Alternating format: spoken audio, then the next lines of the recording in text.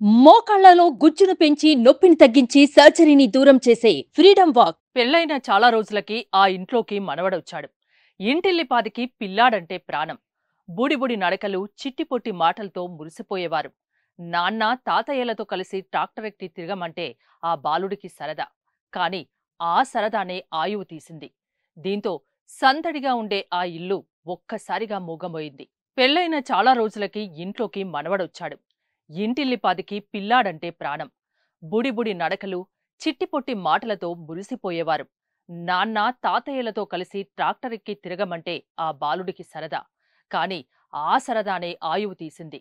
దీంతో సందడిగా ఉండే ఆ ఇల్లు ఒక్కసారిగా మూగబోయింది. కళ్ల ముందే తమ తప్పిదంతో ఆ చిన్నారి ఆయువు పోవడంతో ఆ కుటుంబం మొత్తం కన్నీరు మున్నీరుగా విలపించారు. ఈ హృదయ విదారకర ఘటన జగిత్యాల జిల్లాలో జరిగింది.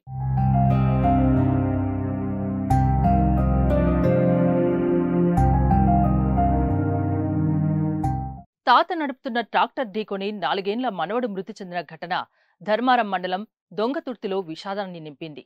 మేన ఓంకార్, భవానీ దంపతులకు వేదాంశ్ ఒక్కగానొక్క కుమారుడు. వీరికి ట్రాక్టర్ ఉండగా వ్యవసాయ పనులకు వెళ్లి తిరిగొచ్చే సమయంలో ఇంటి ఆవరణలోకి రాగానే వేదాంశ్ ఎదురుగా వెళ్లి దానిపై కూర్చునేవాడు.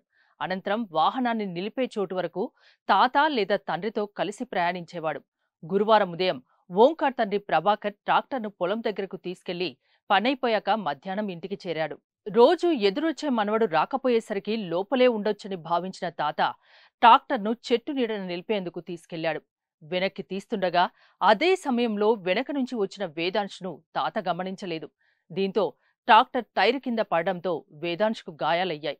దీంతో పరుగో పరుగున తాత వచ్చి చూసేసరికి మనవడు కొన ఊపిరితో కొట్టుమిట్టాడుతున్నాడు. వెంటనే చికిత్స కోసం పెద్దపల్లి హాస్పిటల్కి తరలిస్తుండగా వేదాంశ్ మృతి చెందాడు.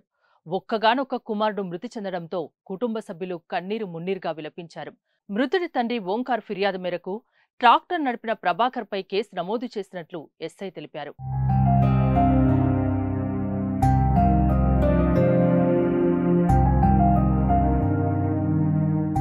సుమన్ టీవీలో మీ పర్సనల్ అండ్ బిజినెస్ ప్రమోషన్స్ కోసం కింది నెంబర్కి కాంటాక్ట్ చేయండి.